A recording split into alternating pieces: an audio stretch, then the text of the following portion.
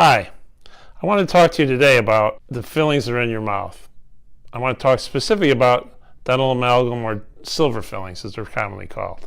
A recent national survey done revealed the fact that over 57% of the U.S. population had no idea that mercury was a major component in your dental amalgam fillings. I'm not here to tell you that those fillings are going to give you mercury poisoning or they're going to get heavy metal toxicity, because it's way beyond my license. You got to go to a physician to do that.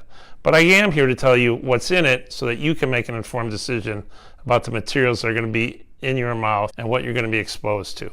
So I want to start by just going over a statement that the American Dental Association has made. It's on their website. If you want to see the statement for dental amalgam for dental patients, visit the ADA's Healthy Mouth website for information about amalgam and silver-colored fillings. The statement reads, dental amalgam is considered a safe, affordable, durable material that has been used to restore the teeth of more than 100 million Americans. It contains a mixture of metals such as silver, copper, and tin, in addition to mercury, which binds these components into a hard, stable, and safe substance. Dental amalgam has been studied and reviewed extensively and has established a record of safety and effectiveness. The World Dental Federation and the World Health Organization concluded in a 1997 consensus statement, no controlled studies have been published demonstrating systemic adverse effects from amalgam restorations. Another conclusion of the report stated that aside from rare instances of local side effects of allergic reaction, the small amount of mercury released from amalgam restorations, especially during replacement and removal, has not been shown to cause any adverse effects. So in 1999,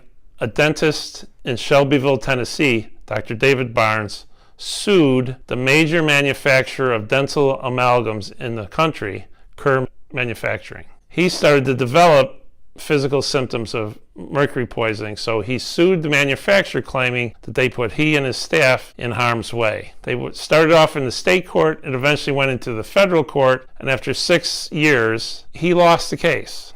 Now, he lost the case not because the court felt that amalgam was safe. He lost the case because they felt that Kerr had sent enough warnings with their material so that he should have been aware of what he was dealing with. So Dr. Barnes claimed that he was exposed to mercury in 3 ways. One, when he was putting it in. Second time, when he was taking dental amalgam out.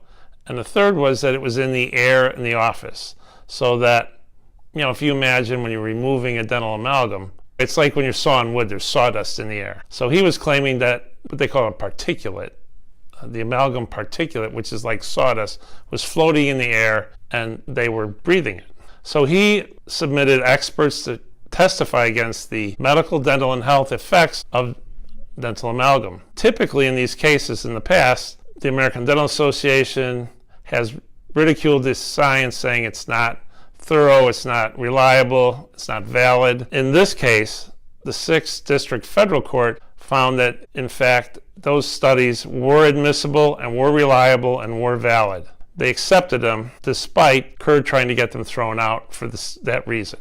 The federal court sided with Kerr, citing the fact that it was dangerous. Dental amalgam is 50% mercury and it is hazardous to your health. Dr. Barnes ended up losing the case because the court felt that Kerr had supplied numerous and many advisory warnings about how dangerous and hazardous the material was. These were the following examples the court cited where the material was in blatant letters and very obviously deemed poisonous and hazardous. The jars in which the dental amalgam capsules were sent in bore prominent warning labels. These labels stated in capital letters that the product contained metallic mercury, and it featured an image of a skull and crossbow next to the word poison. On a chart of different hazards, including flammability, reactivity, and health hazards, the labels warned that metallic mercury presents a serious health hazard. These labels also recommend using protective gear such as glasses, gloves, and a face mask when handling amalgams, and warns that ingestion of mercury could cause neurotoxic, nephrotoxic effects, that's kidney, that the inhalation of amalgam could cause bronchiolitis, pneumatitis, and pulmonary edema, which is lung problems, and that even skin contact with mercury could have harmful effects,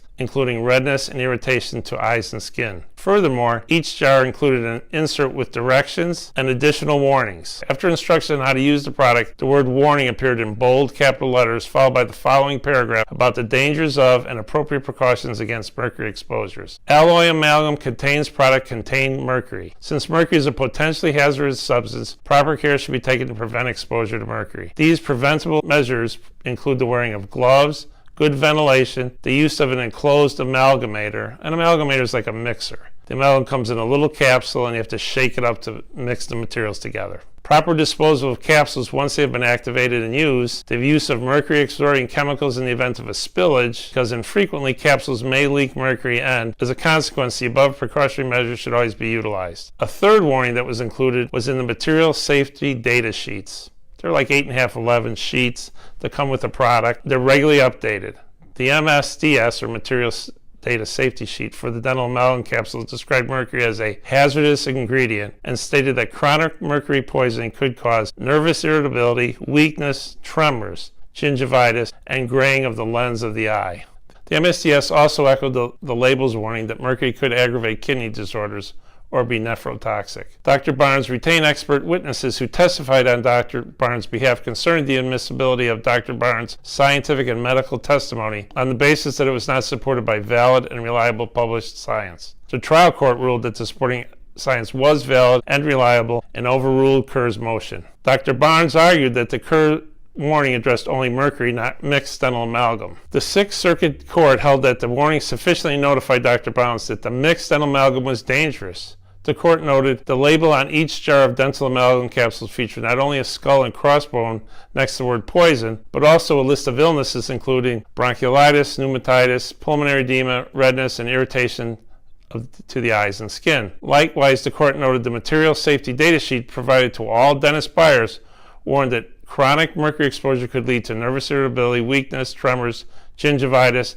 and graying of the lens of the eyes. Further, the court ruled that the other ingredients mixed in amalgam with the mercury, silver, copper, and tin are not claimed by the manufacturer to neutralize the dangers while the dentist is working with the product. So in other words, the statement that we read earlier, right off the American Dental Association's website, that when mixed with these metals it was safe, the trial court said no, that's not true. It is a poison, and mixing it with some other metals doesn't make it less poisonous. So as a consumer, I think it's important you're aware that dental amalgams contain anywhere from 45 to 55% mercury by weight. If you go to the IAOMT, which is the International Association of Oral Medicine and Toxicology, or my website, floodthedentist.com, there's a video called The Smoking Tooth, which shows the mercury that comes off of a 35-year-old filling, with nothing more than just coffee or hot water.